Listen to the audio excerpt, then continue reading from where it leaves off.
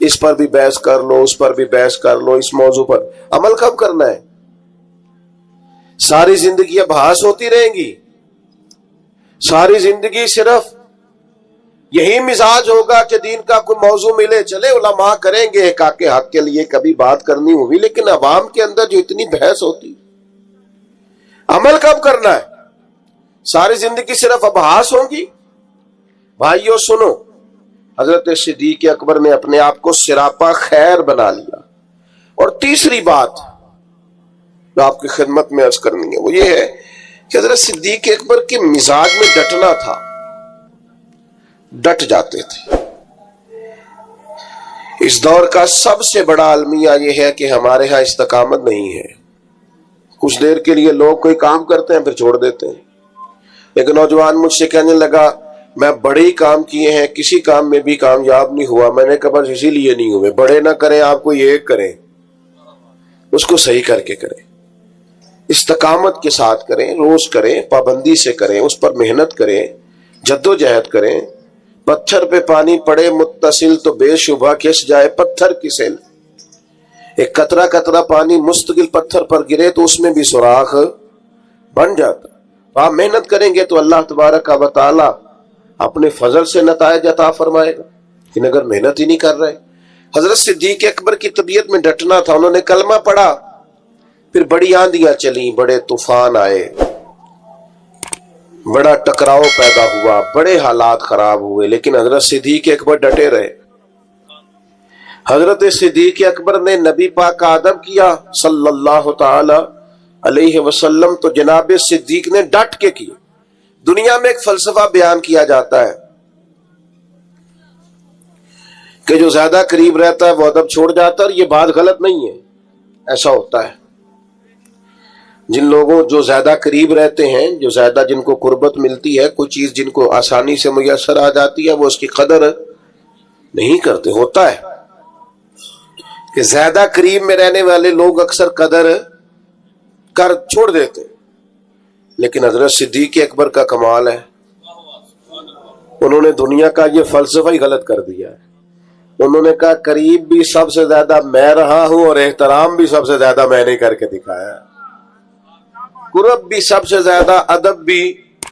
سب کوئی باہر سے آتا تھا تو حضرت صدیق اکبر اسے کونے میں لے جاتے تھے، پہلے نبی پاک کا ادب سکھاتے، کہتے یہ بڑی نازک بارگاہ، ادب گاہ ہیست زیر آسماں از عرش نازک تر، نفس گم کردمی آیت جنید و با یزیدی جا۔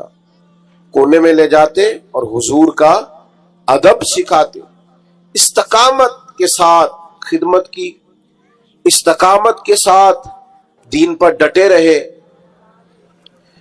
اور جب نبی پاک صلی اللہ تعالی علیہ وسلم کا وصال ظاہری ہوا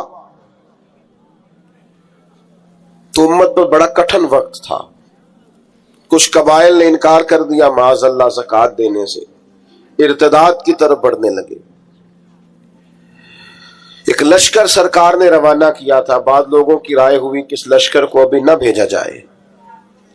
اس وقت جو ڈٹ کر میدان میں کردار ادا کیا ہے وہ سیدنا صدیق اکبر نے کیا ہے۔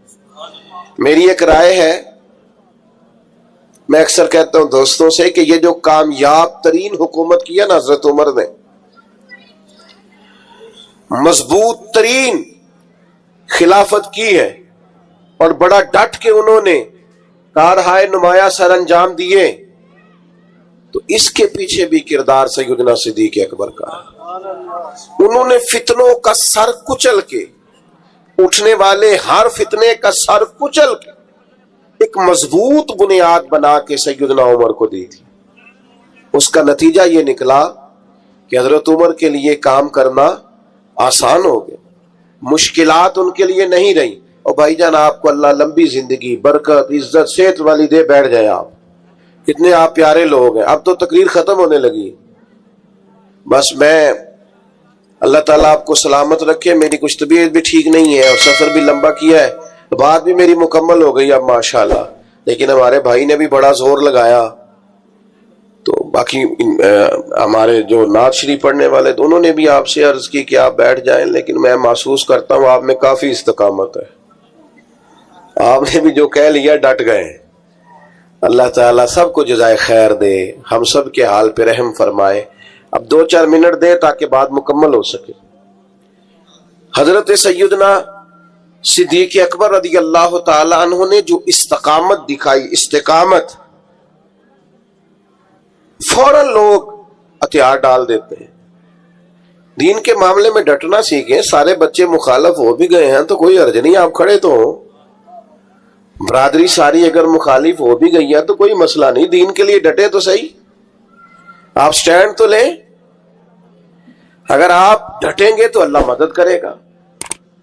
حضرت عمر رضی اللہ تعالیٰ عنہ نے آن کر کے حضرت صدیق اکبر سے یہ عرض کیا تھا کہ حضور ابھی حالات اور ہیں، آپ کم از کم یہ لشکر ہی نہ بھیجیں، مانعین زکوٰۃ معاذ اللہ منکرین، ان کے خلاف لڑنا ہے، حالات اس طرح کے نہیں ہیں، ذرا بہتری ہو جائے گی۔ تو حضرت ابو بکر صدیق جو اپنے مزاج کے لحاظ سے نرم خو تھے، انہوں نے حضرت عمر سے کہا تمہیں تمہاری ماں روئے، تم مجھے یہ مشورہ دے رہے ہو کہ وہ لشکر روک دوں جسے سرکار نے روانہ کیا ہے؟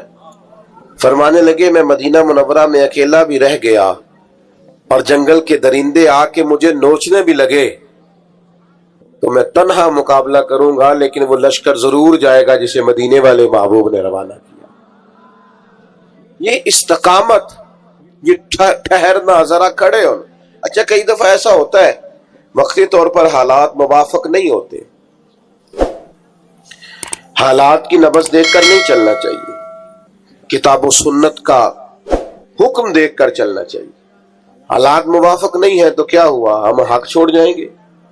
استقامت ایک نعمت ہے۔ سیدہ عائشہ صدیقہ رضی اللہ تعالی عنہ بیان فرماتی ہیں کہ نبی پاک علیہ السلام نے فرمایا اللہ کو وہ عمل زیادہ پسند ہے اگرچہ تھوڑا ہو پر روز ہو، استقامت کے ساتھ، اس کے اندر کسی قسم کی کمی نہ کی جائے، وہ عمل اللہ تبارک و تعالیٰ کو زیادہ محبوب اور زیادہ پسند ہے۔ تو بھائیو ہمیشہ ان 3 باتوں پر ضرور عمل کریں۔ ایک تو حق جب مل جائے تو پھر اسے چھوڑنا، قبول کرنا ہے اسے۔ دوسری بات یہ کہ دین جب قبول کر لیا تو پھر دین کی ساری خیر پر عمل کریں، پھر جد و جہد کریں، پھر کوشش کریں کہ جو نیکی ملے اسے جلدی سے کر گزریں۔ ہمارے ہاں بہت سارے کام ہوتے ہیں ہم کر سکتے ہیں لیکن ہم توجہ نہیں کرتے، ہمارا وقت ضائع ہوتا ہے۔ نبی پاک علیہ السلام نے فرمایا صبح جب دن چڑھتا ہے تو دن اعلان کرتا ہے آج آیا ہوں، آج کے بعد نہیں آؤں گا، جو عمل کرنے کر لو، تو خیر کر لے جتنی ہو سکتی۔ اور تیسری بات اور اہم اور بنیادی اور کلیدی بات یہ کہ دین کے مسئلے میں استقامت دکھائیں، کھڑے ہوں، ڈٹ جائیں۔ آپ حق پر کھڑے ہوں گے تو اللہ مدد فرمائے گا۔